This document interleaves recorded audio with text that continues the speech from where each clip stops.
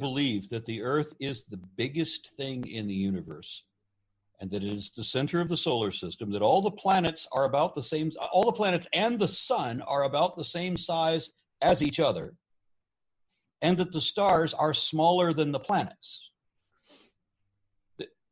We're talking about people that I knew when I was young, before I ever got involved in it, but before there was an internet. I knew people who believed this kind of stuff. Now that's interesting. I'd like to talk with you a little bit more in detail about that, because I would like to know why you think that the numbers all indicate that people who believe that either the geocentric model or the flat Earth model are steadily on the rise. And I would think that it would be because of the internet and being able to, click up with something that's edgy and, outside the mainstream. But if there were people who were buying into this, before that ever was an issue, why is it something that just will not go away? Like, despite all of the evidence and proof that continuously comes out and where they're shown to be continuously wrong all the time. What it used to be when I was a little kid was that you didn't have a way of verifying this. So you would hear stories all the time about what they discovered, right? You'd have all these strange stories and urban legends and so forth, and nobody has a way to look into anything. And so every opinion is equal, no matter, so what do they know? They just got a bunch of PhDs. That'll mean, piled higher and deeper. That's all that means. Right, so that's how they dismiss academics, right? So they can just make up whatever they want. Now, when you get into the internet age, now we got something else happening, something very different. Here we have where we know that religion is in a general state of decline, and I may have mentioned this on this show before, but religion is in a general state of decline, not just nationwide, not just in every state. It is in every state, but it's not just there. It's also around the world. Religion is in a steady state of decline around the world, or I should say a general state of decline. They say that Islam is the fastest growing religion, but even in Islam, we have a rise of atheism. So atheism is on the, even despite the fact that, you have Sharia law imposing a death penalty, that the Saudis are complaining and Iranians are complaining about the number of atheists rising in their ranks anyway, even facing a death sentence. So tell that to the Christians who say, why would you die for what you don't believe in? Well, why don't you go ask these people who are literally dying for what they don't believe in, for example. But so you have religion on decline, atheism on the rise, but at the same time, you have the rise of young Earth creationism, and you have the rise of flat Earthism and geocentrism, and all of the pseudoscience woo that comes attached to that. So what's happening is, and this is right down the middle of the population, there's a polarization going on.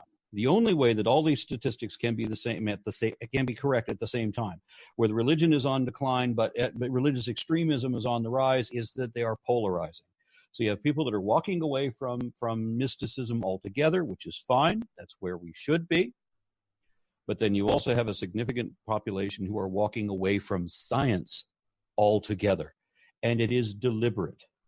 From previous conversations with flat earthers that some of them are insane. Some of them, as you've probably seen with my previous interviews, are just fantastically stupid people. I mean, just bewilderingly, virtually brain-dead morons. But then you also have the deliberate liars.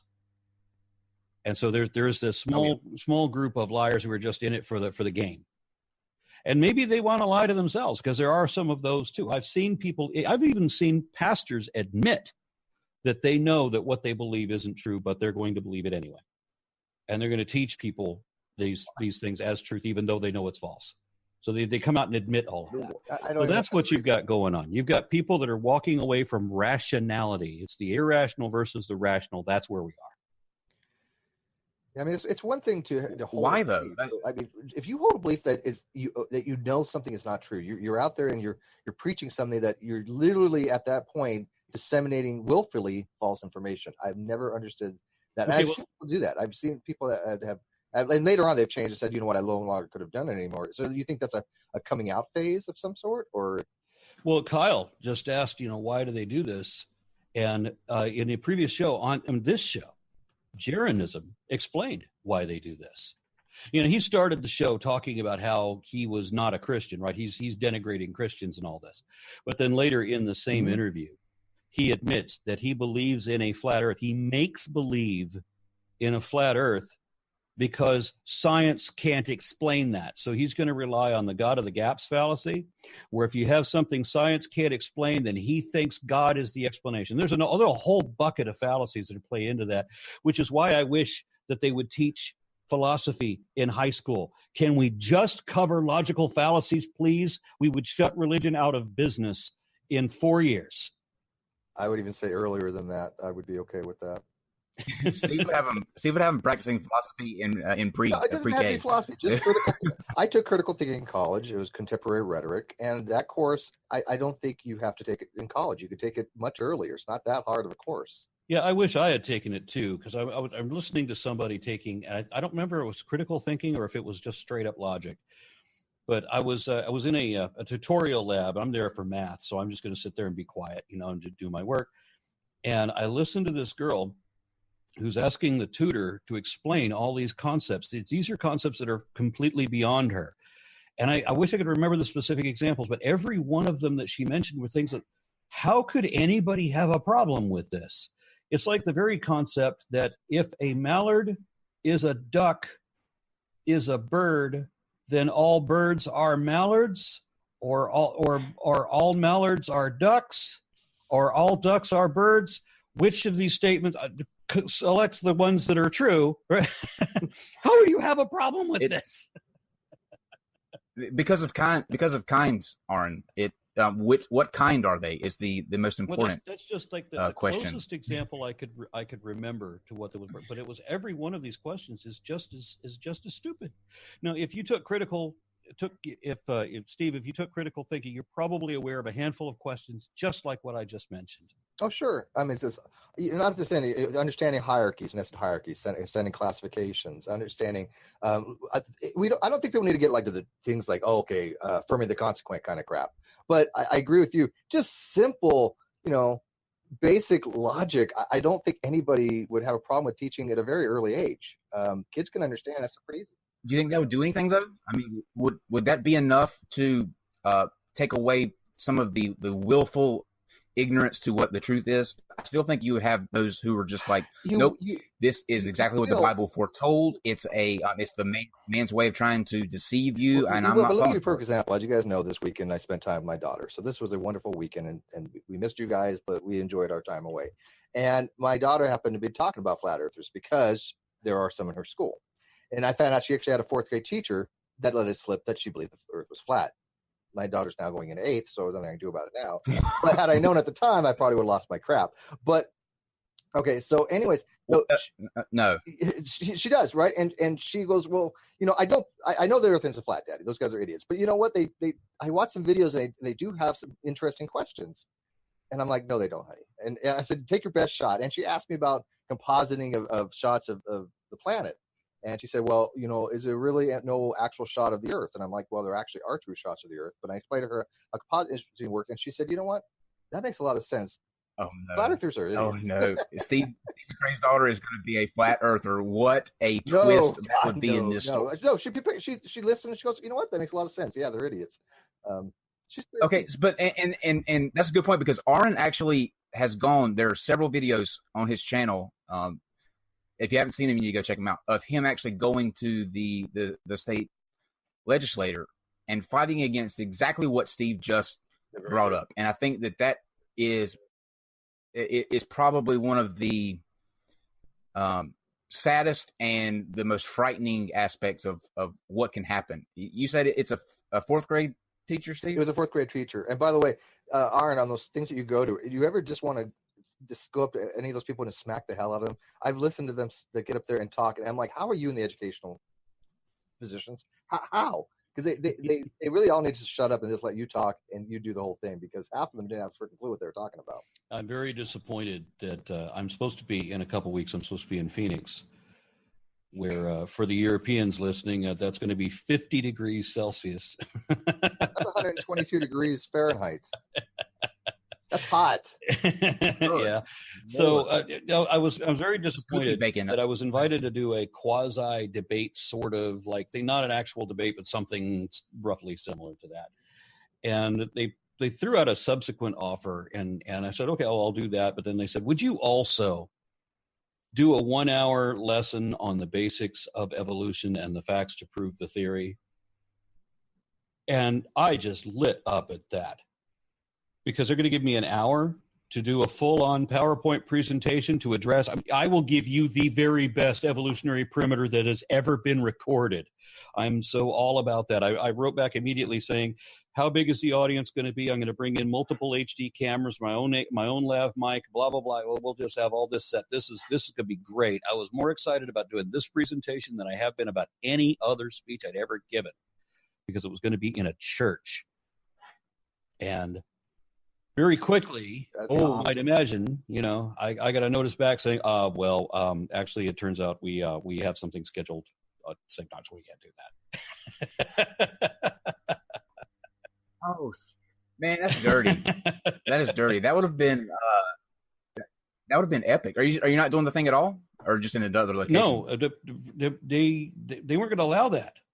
I mean, because me give a 1-hour presentation in PowerPoint on evolution, really, in a church? It would have to be a very progressive church, and they would have to be concerned about real science and distinguishing themselves from creationists. But if they're going to have me on stage, to give like equal time with a creationist, then why would they want me to do a 1-hour presentation? Even though that's telling right there. We know that these churches will hire people from Answers in Genesis University to show up and give hours and hours and hours and hours of pseudoscience gobbledygook, where they just stand there and lie to the people. That's okay. And we can go to public schools where they'll teach pseudoscience gobbledygook in public schools, under various guises of teaching, teaching the Bible as literature, for example, wherein they will use those classes to teach the Bible as history instead of as literature, and so on. But how often do you get that rare opportunity where you get to teach actual science in a church? That would have been stellar. That would have been amazing. I think. Yeah, and I was going to be doing it. But that tells you everything. This was supposed to be in the student center of the church, which deals with middle school and high school kids. But how do they expect all that to be getting down an hour? I mean, I don't think creationists understand the complexity and amount of research that has been done in evolutionary studies. You could spend 3-4 years. They understand it enough to be smart enough not to let it happen. It would have been a 7,000-word presentation with roughly 100 slides. CGI? I would have packed the information in. But I was so excited about this. That's where it should be taught, though. I have no problem with evolution being discussed in church. Why not? If you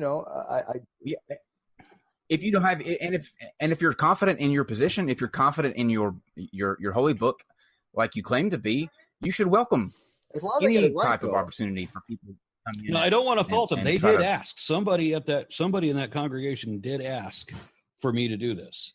So somebody was open to that idea, and I don't know that the reason they canceled was for any that they may have been exactly the way it was expressed to me. That might be 100% true. It's just not likely. You know what? Why don't you go to another church? Just go to a church somewhere and see if they'll let you do it. I mean, in fact, I might even think about doing some man on the street stuff. And I was thinking, how about getting some questions together and just ask random people simple questions that we think we would all know about these topics and see how few of them actually do. I mean, things we take for granted. I'd be interested in that. Very, very basic. I think you'd be surprised at your results. I think I don't think I would you would now. turn out, 4 years ago, I would have.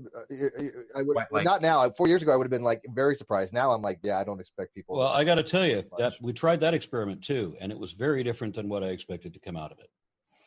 There was a documentary film crew that put a hidden camera on me. And a hidden camera and microphone, and had me walk into an area of downtown Dallas and go up to the bus stop and just talk to the random assemblage of people at the bus stop. People who may be waiting for a bus, or people who just never leave the bus stop. You know what I'm saying? Mm-hmm. So we got a nice little collection of people that may or may not be educated at all. And I inquired a handful of basic questions. I don't remember the specifics of the questions, but basic knowledge of religion and politics.